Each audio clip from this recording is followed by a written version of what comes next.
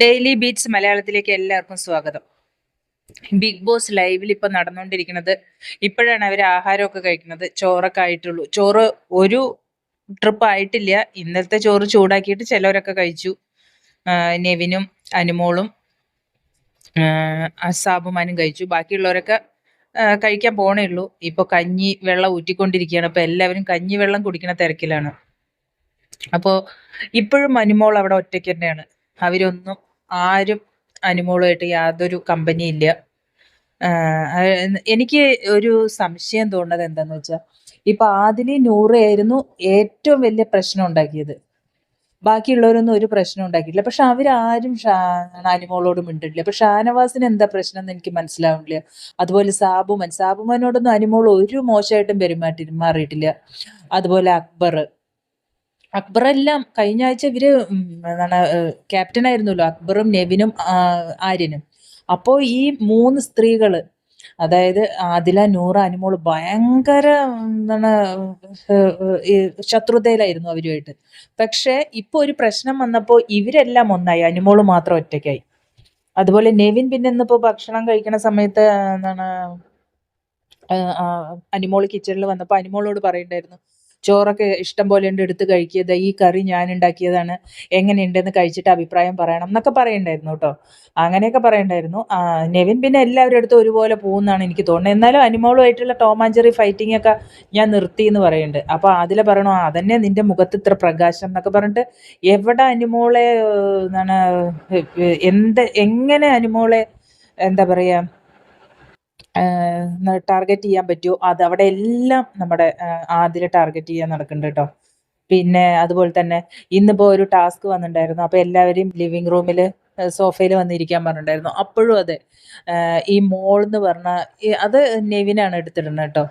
ഈ മോൾ എന്ന് പറയണതൊന്നും എനിക്ക് ഇഷ്ടമല്ല, അത് മോളെ എനിക്ക് ഇഷ്ടമല്ല, അങ്ങനെയൊക്കെ പറയണ്ട. അനുമോൾ എന്നാണല്ലോ പേര്, അതാണ്. അപ്പോൾ അക്ബർ ചോദിക്കുന്നുണ്ട് പാരസെറ്റാമോൾ മരുന്നുകളുടെയൊക്കെ പേര് പറയുന്നുണ്ട്. അങ്ങനെ മൊത്തത്തിൽ അവളെ ഇട്ടിട്ട് ഭയങ്കരമായിട്ട് എന്താ പറയാ തേജോവധം തന്നെ ചെയ്യുന്നുണ്ട് കേട്ടോ. സത്യം പറഞ്ഞാൽ അനുമോള് അവിടെ പിടിച്ചു നിൽക്കുന്നത് അനീഷ് ഉള്ളതുകൊണ്ട് മാത്രമായിരിക്കും എന്ന് എനിക്ക് തോന്നുന്നു. കാരണം അത്രയ്ക്കും ഒറ്റപ്പെട്ട പോലെ അനീഷ് എന്തെങ്കിലും സംസാരിക്കും, അപ്പോൾ അത്രയൊക്കെ ഉള്ളൂ, ബാക്കിയൊന്നുമില്ല.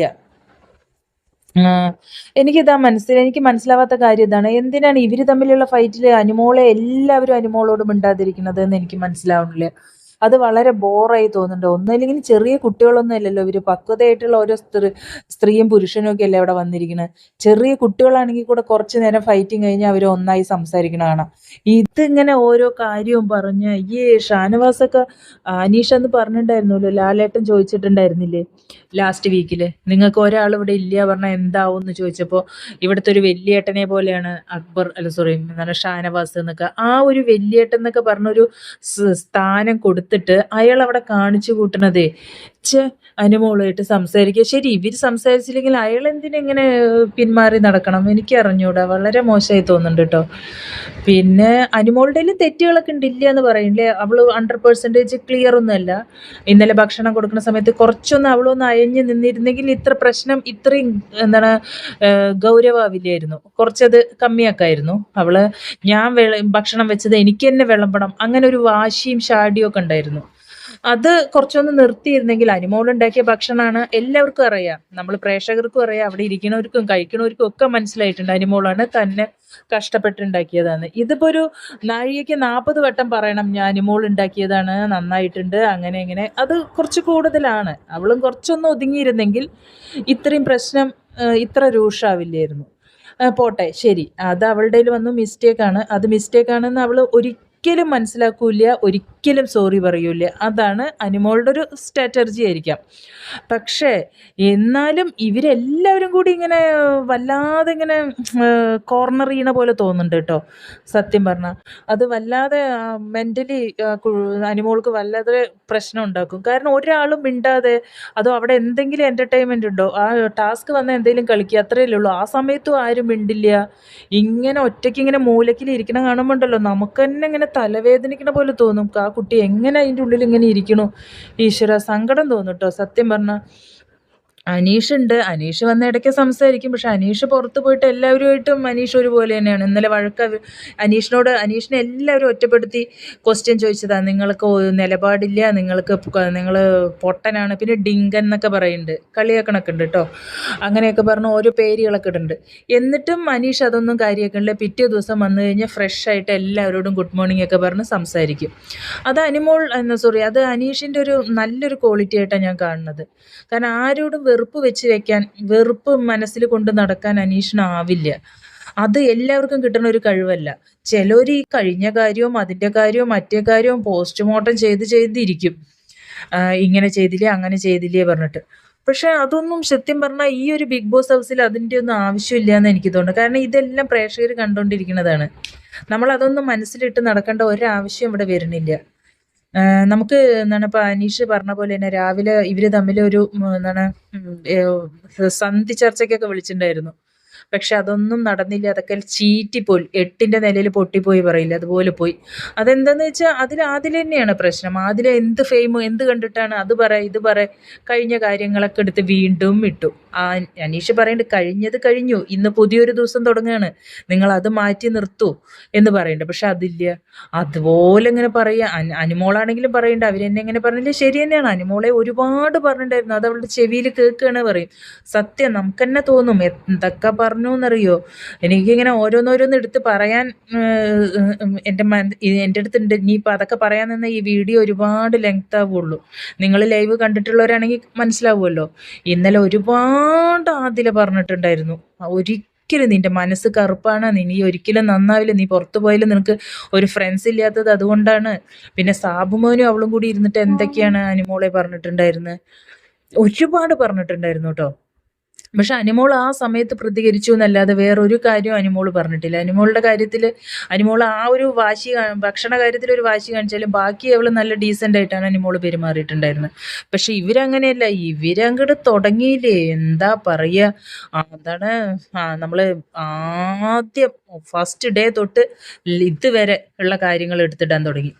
സത്യത്തിൽ അനിമോളെ വല്ലാതെ വേദനിപ്പിക്കണ വാക്കുകളെല്ലാം പറഞ്ഞു. ഈ പി ആർ പറഞ്ഞിട്ട് ഒരുപാട് ബുദ്ധിമുട്ടിച്ചു. പിന്നെന്താണ്, ഇങ്ങനെ എല്ലാവരും കൂടി ഒറ്റപ്പെടുത്തി കഴിഞ്ഞാൽ അതൊരു വല്ലാത്തൊരു അവസ്ഥയാണ് അവിടെ. നമുക്ക് നമ്മുടെ വീട്ടിൽ തന്നെ ഒരു നേരം ആരും ഇല്ല, സംസാരിക്കാൻ ഇല്ല പറഞ്ഞാൽ നമ്മൾക്ക് പറയാം മൊബൈലും എല്ലാം ഉണ്ടായിട്ട് നമുക്കതൊരു ബുദ്ധിമുട്ടാണ് അല്ലേ. അപ്പോൾ ഇങ്ങനെ ഒരു സ്ഥലത്ത് പോയിട്ട് ആ കുട്ടിയെ ഒറ്റപ്പെടുത്തുക എന്ന് പറയുമ്പോൾ അതൊരു വല്ലാത്ത വിഷമമുള്ള കാര്യമാണ്. ശരി, ആദില നൂറി മിണ്ടിയില്ലെങ്കിലും ബാക്കിയുള്ളവർക്ക് സംസാരിക്കാമല്ലോ. പക്ഷെ അനുമോള് സംസാരിക്കാൻ പോണില്ല. എന്താന്ന് വെച്ചാൽ അനുമോളുടെ മനസ്സിന്റെ വിഷമം കൊണ്ടായിരിക്കാം. അതൊക്കെ കൊണ്ടായിരിക്കാം. എന്തായാലും ഇന്നിപ്പോ വെനസ്ഡേ അല്ലേ ആയിട്ടുള്ളൂ. ഇനി 2 ദിവസം ഉണ്ട്. ലാലേട്ടന്റെ എപ്പിസോഡ് ഫ്രൈഡേ തോന്നുന്നു.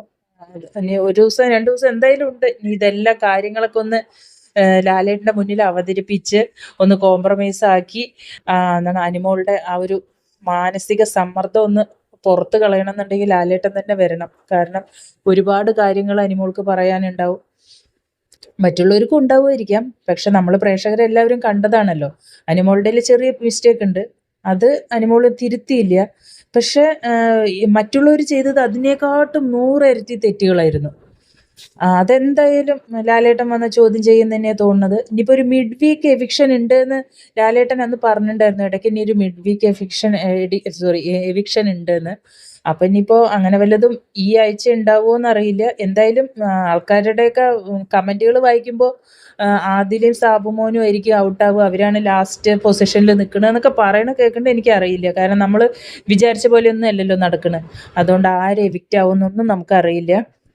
എന്തായാലും ഇപ്പൊ ലൈവിൽ ഇതൊക്കെ കിടക്കണം. ഭയങ്കര ശോകമാണ്. കാരണം ഇവരെല്ലാവരും കൂടെ തമാശ പറഞ്ഞ് ചിരിച്ച് കളിക്കുന്നുണ്ട്, അനുമോള് മാത്രം ഒറ്റയ്ക്കൊരു ബെഡിൽ ഇരിക്കുന്നുണ്ട്.